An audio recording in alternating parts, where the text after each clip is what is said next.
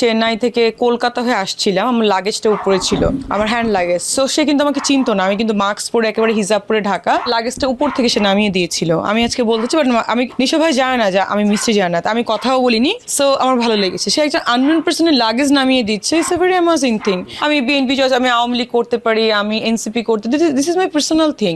But it doesn't mean যে আমি একটা দল করি বলে আপনি আমাকে একটা জায়গায় গুটিয়ে রাখবেন আর বিভিন্ন প্রোগ্রামে ডাকবেন না। এই মেন্টালিটি থেকে বেরিয়ে আসতে হবে। অ্যাকচুয়ালি একটা সত্য কথা বলি, আমি ছোটবেলা থেকে এরকম সিনেমা দেখতাম না, পড়াশোনা নিয়ে আমি খুব বিজি ছিলাম।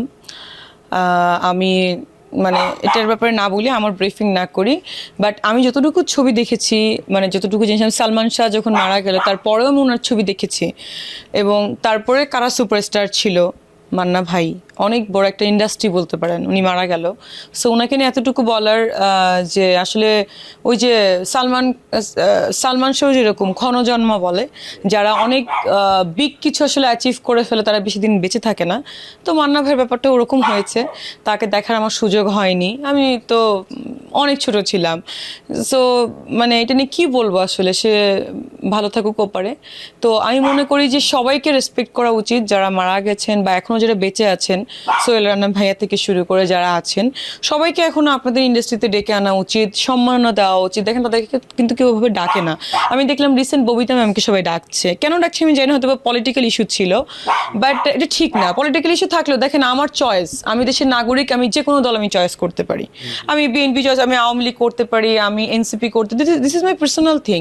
বাট ইট ডাজন্ট মিন যে আমি একটা দল করি বলে আপনি আমাকে একটা জায়গায় গুটিয়ে রাখবেন আর বিভিন্ন প্রোগ্রামে ডাকবেন না। এই মেন্টালিটি থেকে বেরিয়ে আসতে হবে। দেখেন এই সিনিয়র আর্টিস্টরা কিন্তু অনেক অবদান রেখেছে ইন্ডাস্ট্রিতে। শাবানা ম্যামকে এখন দেখা যায় না, কারণ সে ক্যামেরার সামনে আসে না। তো এরকম অনেক আর্টিস্ট আছে, তাদেরকে কিন্তু আমাদের আনে না, রেসপেক্ট দেওয়ার জায়গা থেকে দেয় না। তো আমি মনে করি তাদের সবাইকে রেসপেক্ট দেওয়া উচিত, সবাইকে ডাকা উচিত। এবং যারা বেঁচে আছে তারাও যে কোনো মুহূর্তে মারা যেতে পারে, সবাই মরে যাবে, আমি একটু আগে বললাম। তো সবাইকে আসলে রেসপেক্ট দেওয়া উচিত, ডাকা উচিত। রাজনীতি করা যার যার পার্সোনাল ব্যাপার, আমারও চয়েস না, আমারও যা চয়েস আপনারও থাকতে পারে।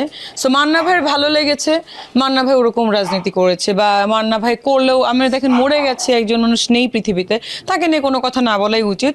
যদি করতো তাহলে তো করতো, সেটা তার পার্সোনাল ব্যাপার, এটা নিয়ে আমরা আসলে এত বাড়াবাড়ি বা ট্রোলিং করার কিছু নেই। আর একটা ব্যাপার দেখেন, বিএনপির অনেক ফ্যান ফলোয়ার্স আছে, তারেক রহমান ওনার অনেক ফ্যান ফলোয়ার্স আছেন। সো ওনাদের ভালো লেগেছে বলে তারা শেয়ার করেছে, that's it.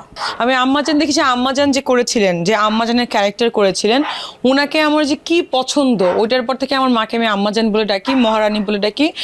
It was A amazing cinema Manna ভাইয়ের, আমি ছবিটা দেখেছি। কি যে ক্রেজি অভিনয় করতো, আমার মনে হয় ওটা ওনার লাইফের বেস্ট। এটার জন্য উনি এখনো মানে মৃত্যু পরবর্তী অ্যাওয়ার্ড পাওয়া উচিত তার।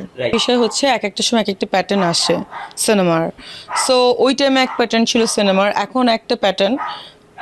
সো ওই টাইমের সঙ্গে তো এই টাইমে আপনার মিলবে না। দেখেন যখন কুচকুচুতাই ছিল তখন এর গেট আপ স্টাইল দেখেছেন সবার, বা যখন কাভি খুশি কাভি গম হয়েছে তখন এর স্টাইল বা ফ্যামিলি ওরিয়েন্টেড সিনেমা হয়তো। এখন কি হয়, এখন দেখেন যে সিনেমাগুলো হচ্ছে এটা তো ডিফারেন্ট। বলিউডের কথাই আমি বলি, তো সেক্ষেত্রে বাংলাদেশকে শুধু পিছিয়ে রাখছেন কেন আপনারা? সো ডিফারেন্ট ছবি হবে, মান্না ভাইয়ের প্যাটার্নের ছবি হতে হবে এরকম না। এখন যে প্যাটার্ন হচ্ছে, যেটা পছন্দ করছে, ট্রেন্ড চলছে, ওরকমই হোক না। আমি ছবি দেখবো না মানে কি আমি প্রমোশনে পর্যন্ত যাব, কেন যাব না? অফকোর্স আমি যাব, আমার খুব ভালো লাগে। আমি ফ্রি টাইম থাকলে আমি অবশ্যই যাই, আমি সবার ছবি প্রমোশনে যেতে চাই। আমার সাকিব খানের ছবিতে যেতে চাই, যার যার ছবি আসতেছে, সিয়াম থেকে শুরু করে আমাদের নিশো ভাই আমার খুব ফেভারিট। কিন্তু হ্যাঁ, নিশো ভাইকে আমি স্পেশাল একটা কারণে খুব পছন্দ করি, আজকে বলে দিই। যেমন সাকিব ভাইয়ের ফ্যানরা হয়তো বা এটা বলবে যে নিশো ভাইয়ের কেন প্রশংসা করছি, নিশো ভাই নাকি ছোট করে সাকিব খানকে কথা বলেছিল, বাট আমি সেটা দেখিনি। বাট অ্যাজ অ্যান আর্টিস্ট যদি ছোট করে কথা বলে থাকে তাহলে তো আসলে সেটা তাদের পার্সোনাল ব্যাপার, কি কারণে বলেছে ওই ব্যাপারে আমি যাচ্ছি না। বাট নিশো ভাইয়ের ছবিও প্রমোশন করা উচিত। আমি দেখেন আমার বাবা যখন সিক ছিল, আমি চেন্নাই থেকে কলকাতা হয়ে আসছিলাম, আমার লাগেজটা উপরে ছিল, আমার হ্যান্ড লাগেজ। সো সে কিন্তু আমাকে চিনতো না, আমি কিন্তু মাস্ক পরে একেবারে হিজাব পরে ঢাকা। তো কি করেছিল, আমার লাগেজটা উপর থেকে সে নামিয়ে দিয়েছিল। আমি আজকে বলতেছি, বাট আমি নিশো ভাই জানে না যে আমি মিস্ত্রি জান্নাত, আমি কথাও বলিনি। সো আমার ভালো লেগেছে, সে একটা আননোন পার্সনের লাগেজ নামিয়ে দিচ্ছে। It's a very amazing thing. So মানুষের পার্সোনাল ব্যাপার দিয়ে প্রফেশনাল ব্যাপার বিবেচনা করা উচিত না।